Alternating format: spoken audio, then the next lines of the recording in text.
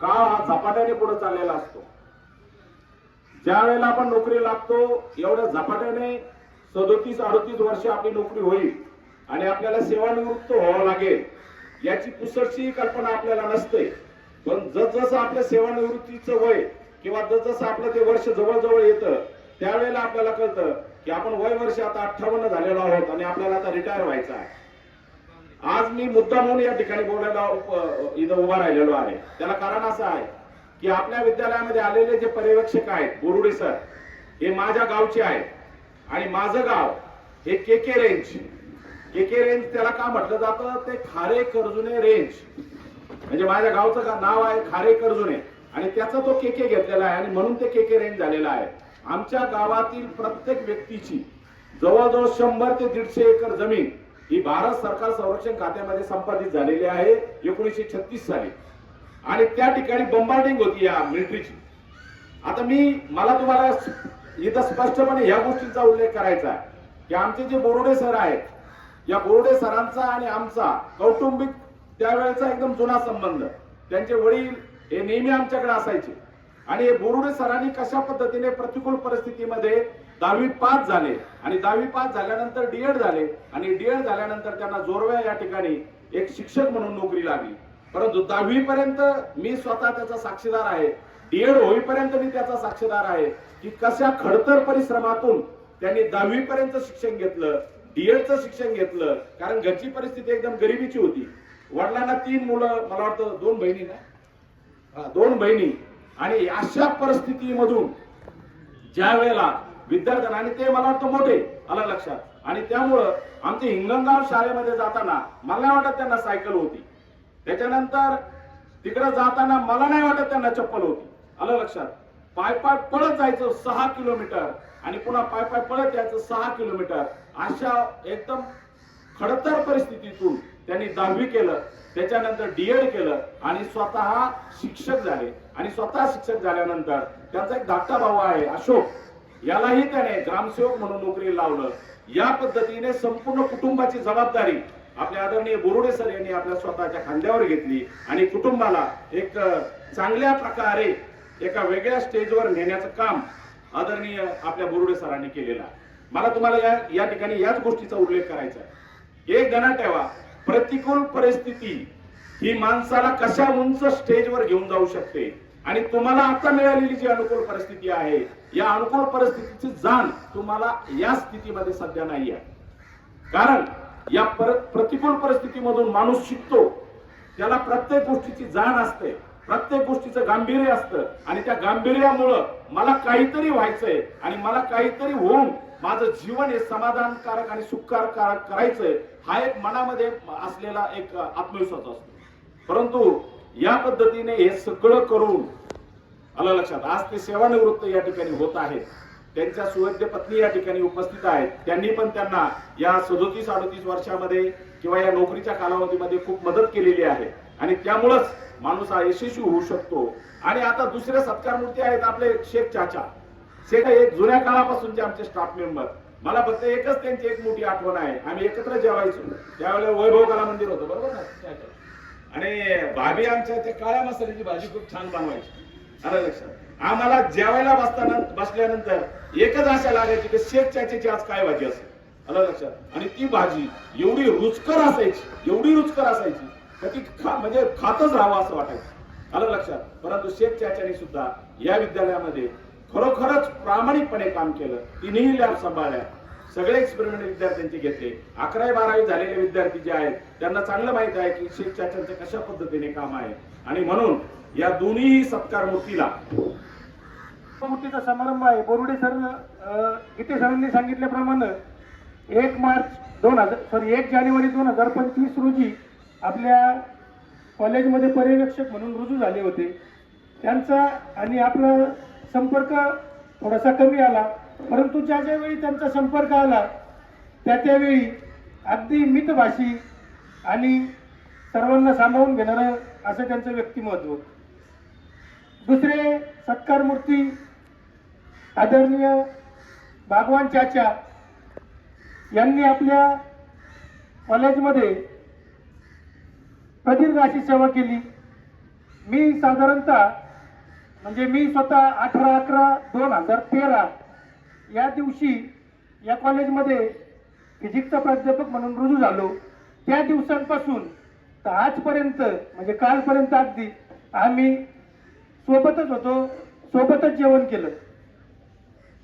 त्यांनी आतापर्यंत जी आपल्या कॉलेजमध्ये प्रदीर्घ सेवा दिली ती खूपच छान गेली. त्यांची अगदी आमची आणि त्यांची इतकी मैत्री की एकही दिवस आम्ही एकमेकांना फोन केल्याशिवाय जेवलो नाही, एकही दिवस असं झालं नाही. त्यांनी सेवा केली. आज त्यांचा रिटायरमेंटचा प्रोग्राम, सेवापूर्ती प्रोग्राम. मला यातून फक्त एवढं सांगायचं की त्यांचं रिटायरमेंट नंतरचं जीवन सुख समृद्धीचं आरोग्यमय जावं. माझ्या आयुष्यातील एक महत्त्वाचा टप्पा आहे. दीर्घकाळाच्या अध्यापन प्रवासानंतर आज मी सेवानिवृत्त होत आहे. या क्षणी मनामध्ये संमिश्र अशा प्रकारच्या भावना आहे. समाधान आहे, अभिमान, आनंद आणि थोडासा भावुकतेचा स्पर्श.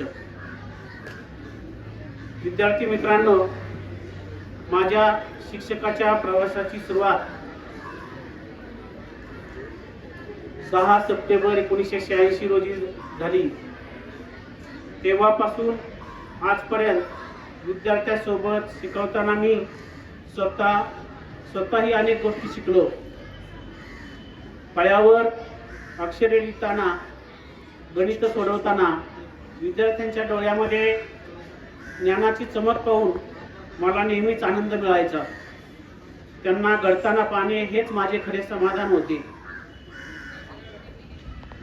विद्यार्थ्यांसोबतचा माझा प्रवास केवळ ज्ञान देण्यापुरता मर्यादित नव्हता, तर त्यांना जीवनमूल्ये शिकवण्याचा आणि त्यांच्यासाठी मार्गदर्शक होण्याचा माझा सतत प्रयत्न राहिला.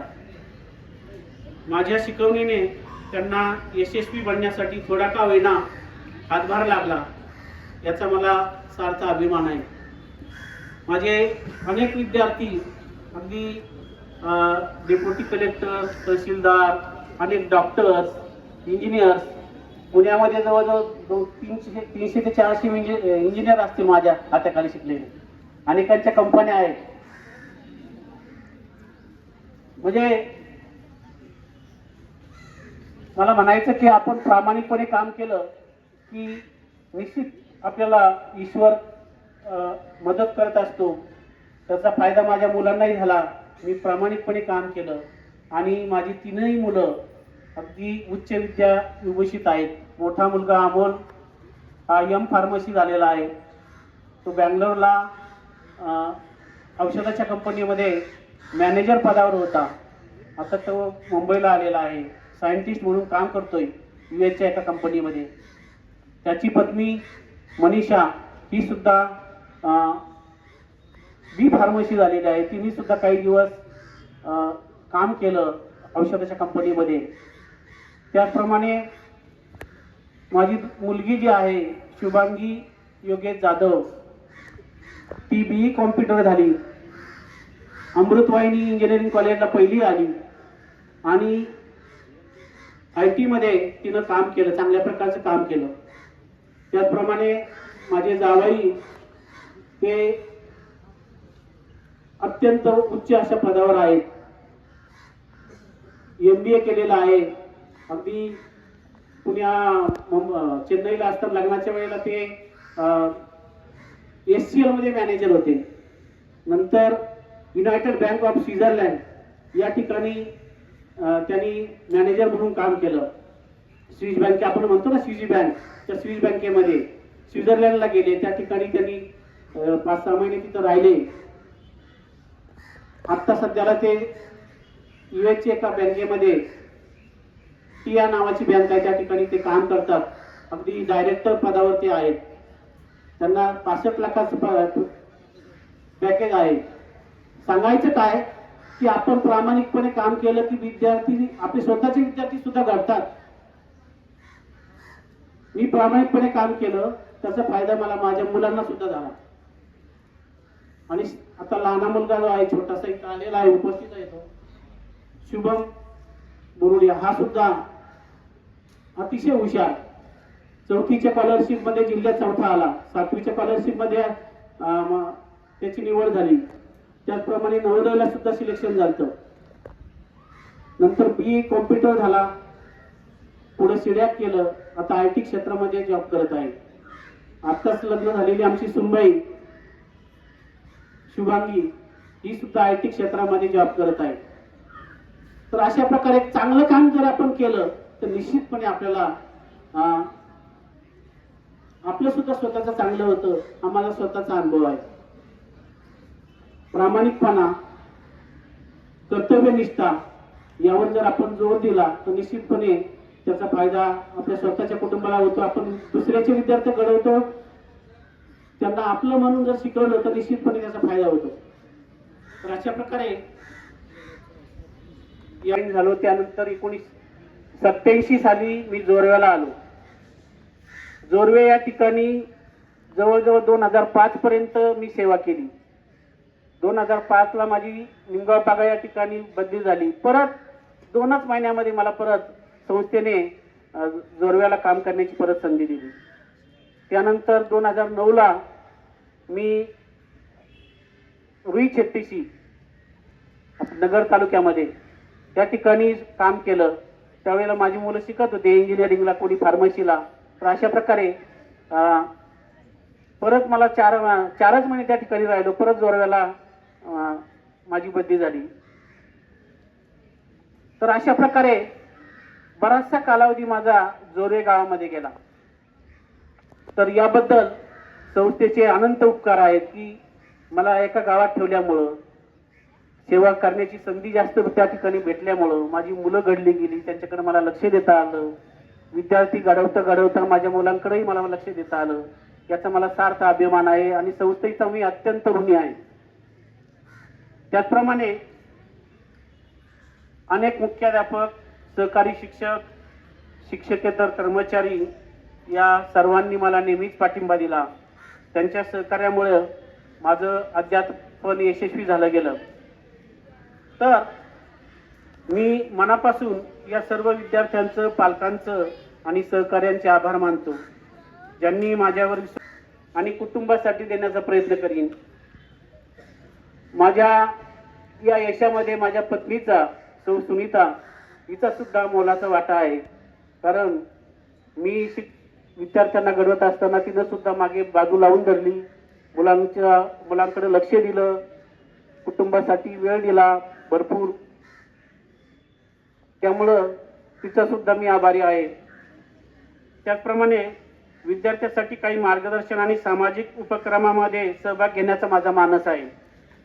शेवटी माझ्या विद्यार्थ्यांना एवढंच सांगतो, मेहनत करा, कष्ट करा, मेहनत करा, प्रामाणिकपणे काम करा आणि कर्तव्यनिष्ठ तुम्हाला जे काम दिलंय ते अगदी मनापासून करा. हेच तुमचं खरं क्षेत्र आहे. तुमचे यशच माझे खरे बक्षीस आहे. धन्यवाद. सर्व विद्यार्थ्यांचं, सर्व शिक्षक वृंद, सर्व विद्यार्थी, संस्था सदस्य सगळ्यांचे मनापासून आभार मानतो आणि माझे मनोगत या ठिकाणी पूर्ण करतो. धन्यवाद. खूप लोकांच्या वाट्याला येतात की ज्यांच्या संसाराचं सेवेमध्ये राहून मुलांना शिक्षण देऊन आपलं कुटुंब ज्यांनी घडवलं, ते ज्यांनी आपली मुलं डॉक्टर केली, इंजिनियर केली आणि एक चांगल्या प्रकारचं आव्हान समाजापुढे उभं केलेलं आहे. संध्याकाळी झिजले आणि आपल्या कुटुंबाला श्वास देण्याचं काम, संस्थेला सुद्धा अनेक विद्यार्थी घडून समाजाचं नेतृत्व केलं. समाजामध्ये जे विद्यार्थी शिक्षणाकडे लक्ष देणार नाही, अशा विद्यार्थ्यांना शिक्षणाच्या प्रवाहामध्ये टिकून ठेवण्याचं काम या दोघांनी केलं. गेले 34-36 वर्ष शिक्षण क्षेत्रामध्ये काम करणाऱ्या माणसांना जेव्हा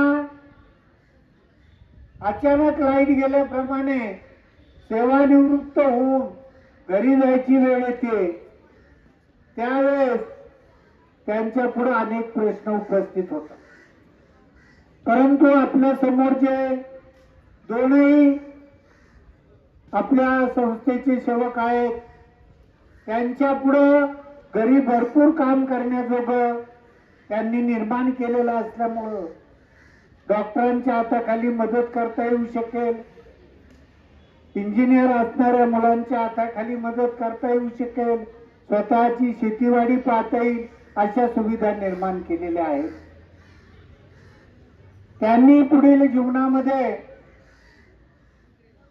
आपला परमार्थिक जीवन आपलं निर्माण केलं पाहिजे, परमार्थाची सेवा केली पाहिजे, आपल्या आईवडिलांचा चांगल्या प्रकारे सांभाळ केला पाहिजे आणि दुसऱ्याच्या मुली सुना म्हणून घरामध्ये आल्यानंतर त्यांना आपल्या मुलीसारखी वागणूक दिली पाहिजे, की जेणेकरून आपण जे ज्ञानदानाचं कार्य केलेलं आहे ते ज्ञानदानाचं कार्य समाजासाठी अधिक चांगल्या प्रकारचं परिपूर्ण राहील आणि त्यांना मी पुढील आयुष्याच्या हार्दिक शुभेच्छा देतो. आणि आता जी माहिती सरांनी दिली आणि बाकीच्यांनी जी ओळख करून दिली, हे एक आदर्श माणूस, एक आदर्श शिक्षक, एक आदर्श नागरिक या ठिकाणी आले, त्यांनी आपली सेवा दिली संस्थेमध्ये आणि एक ज्ञानदानाचं एक पवित्र कार्य त्यांच्यातून घडलं. दुसरे बागवान सर, आम्ही आता चहा पिता म्हणलं की तुम्ही इथं कधी आले, ते म्हणजे 24 वर्ष झाली.